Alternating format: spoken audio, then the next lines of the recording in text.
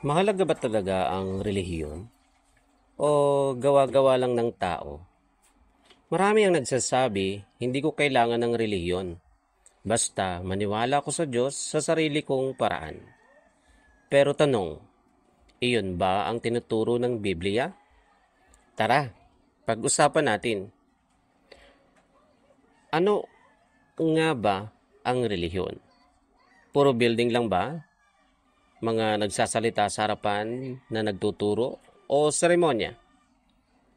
Ang sagot, hindi.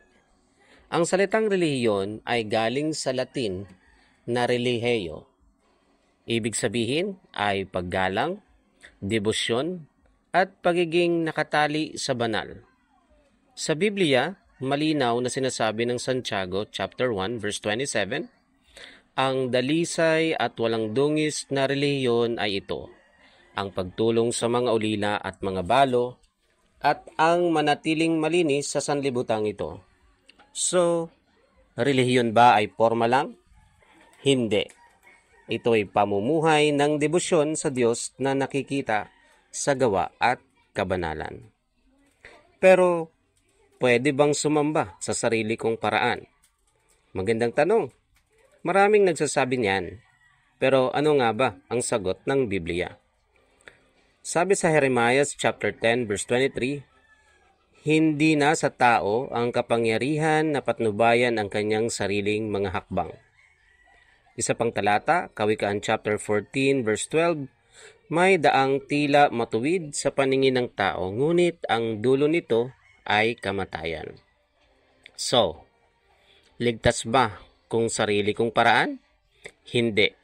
Ipinakita na ng Diyos ang tamang daan. Ang relihiyon ay gabay para sumunod sa kanyang kalooban, hindi sa pakiramdam lang ng tao. Ano ang sinabi ni Jesus tungkol dito? Importante ba kay Jesus ang relihiyon?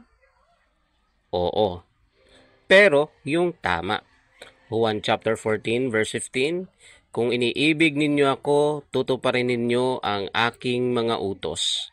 At sa Mateo chapter 7 verse 21, malinaw, hindi ang bawat nagsasabi sa akin, Panginoon, Panginoon, ay papasok sa kaharian ng langit, kundi siya na gumaganap ng kalooban ng aking Ama. So, sapat ba ang pagiging sincere lang? Hindi. Makakapasok ba tayo sa langit kung sariling paraan lang ang sinusunod natin? Hindi rin. Ang mahalaga ay pagsunod sa utos ng Diyos. Bakit mahalaga ito ngayon? Baka itanong mo, sa panahon ngayon, importante ba talaga ang relihiyon? Oo, ang relihiyon ang nagbubuklod sa atin sa Diyos. Sa lumang tipan, ginagamit ang salitang yera o paggalang at avoda, pagsamba o paglilingkod.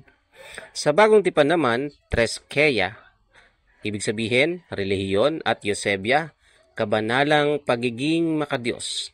Sa lahat ng wika, pareho ang punto. Tunay na relihiyon ay debosyon at pagsunod sa Diyos. Kung wala nito, ano ang matitira?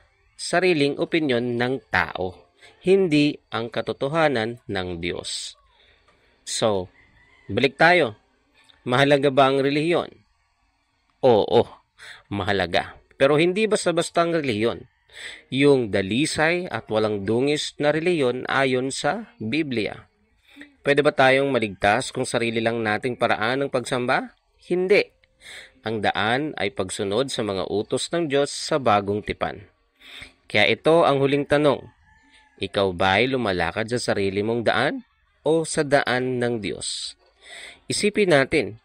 Salamat sa pakikinig at tandaan, ang tunay na reliyon ang nagdadala sa atin sa Diyos ayon sa kanyang paraan at hindi sa atin.